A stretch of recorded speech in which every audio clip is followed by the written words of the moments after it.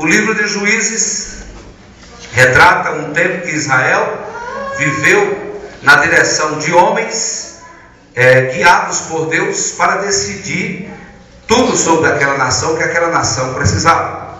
Então, isso era o processo que a gente chama de teocracia, Deus mandando, Deus governando. E passou por um período de vários juízes, e depois os homens, quer dizer, a nação de Israel resolveu querer imitar as outras nações e disse assim: queremos um rei, porque todo mundo tem um rei. Sabe aquelas coisas que a gente quer fazer modinha, quer criar modinha? Com Deus não funciona. Diga assim: com Deus não funciona moda. Não funciona moda.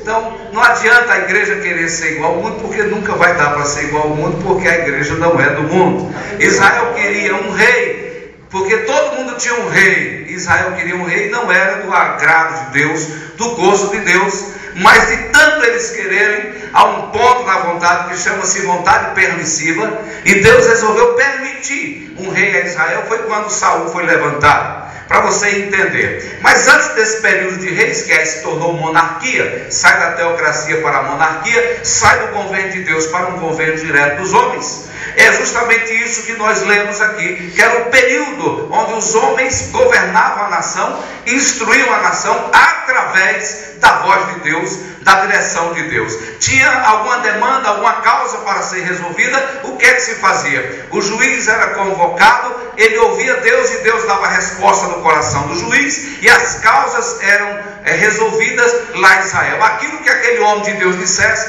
era lei, era coisa que era vinda da boca do Senhor. Sabe, irmãos, nós perdemos alguns costumes com o decorrer do tempo. Nós perdemos o costume de ouvir homens e mulheres de Deus, ouvir homens e mulheres que são guiados por Deus, e às vezes não damos créditos e queremos ouvir o nosso próprio coração, e deixamos o nosso coração como árbitro, e muitas vezes nós quebramos a cara quando nós ouvimos apenas a voz do nosso coração, e achamos que temos razão ou não temos razão de alguma coisa. E a própria Bíblia diz que enganoso é o coração do homem. O seu coração é o próprio engano da sua vida. Diga: o meu coração é o primeiro engano da minha vida. Sabe que eu sou o primeiro que engana a mim mesmo?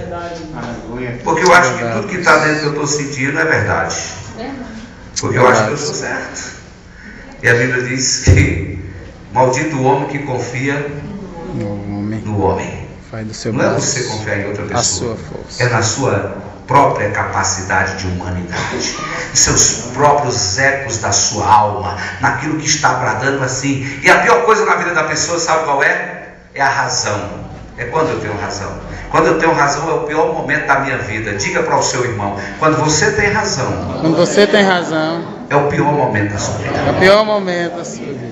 Sabe por quê, queridos? Porque a razão nos coloca num pedestal mais alto. A razão nos endurece o coração, a razão nos ofusca a visão, não nos deixa ver mais longe, e a razão nos ensoberbece e nos envaidece. Porque quando eu tenho razão, eu falo: eu tenho razão, eu falo mais alto. Quando eu tenho razão, eu digo: mas eu tenho razão, eu estou certo. E a razão faz essas coisas acontecerem. E muitas vezes a razão é o que nos tira do foco de muitas coisas de Deus, porque eu acho que eu tenho a razão. Meu coração está enganando a mim mesmo. Então aqui era um tempo que Deus falava com os homens, para que os homens fossem guiados por Deus e não fossem guiados apenas por homens. Quem quer ser guiado por Deus aí, levante a mão. Aleluia! Diga: eu quero ser guiado por Deus.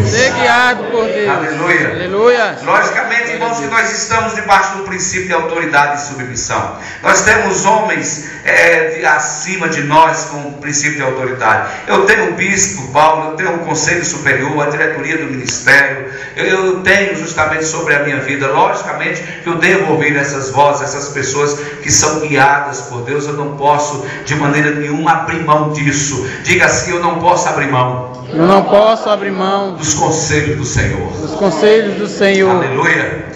Então, Jair, onde nós entramos no livro de Juízes, irmãos, foi um dos juízes de Israel, mais um dos juízes. Ele foi o 8º juiz. O oitavo homem que julgou Israel. O oitavo escolhido por Deus, aquele que Deus olhou na fila e ele estava lá. Então, se teve o sétimo, teve o oitavo. Depois dele, que ele morreu, outros assumiram e outros continuaram assumindo. Isso nos diz bem claramente pela Bíblia que a fila anda. Eu não posso olhar para mim e achar que eu tenho um trono eterno ali no Batistino. Eu tenho que entender que atrás de mim tem 7.000 pastores para pastorear aquela igreja. Eu tenho que observar que aquilo que eu estou fazendo tem uma fila atrás de mim. Aquele que ministra, que é levita, tem que saber que atrás dele tem 7.000. Tem 7.000 bateristas para essa igreja. Tem 7.000 tecladistas. Tem 7.000 violonistas. Tem 7 levitas. Tem 7.000 pastores. Tem 7.000 diáconos. Tem 7.000 presbítero, tem 7.000 que dança, tem 7.000, sabe por quê? Porque Deus não tem, nunca vai ter falta alguma daquilo que é para gerir a sua igreja, para gerenciar e para abençoar o seu povo. Aleluia!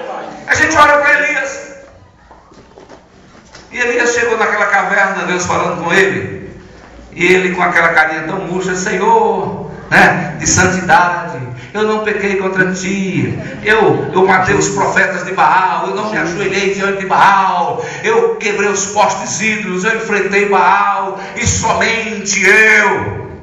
Aí o Senhor disse: eu guardei 7.000 igual a você. Sabe de uma coisa, Rogério? Tem 7.000 atrás de você. Tem 7.000 atrás de você, amor. Tem 7.000 atrás de você, Damiana. Tem 7.000 atrás.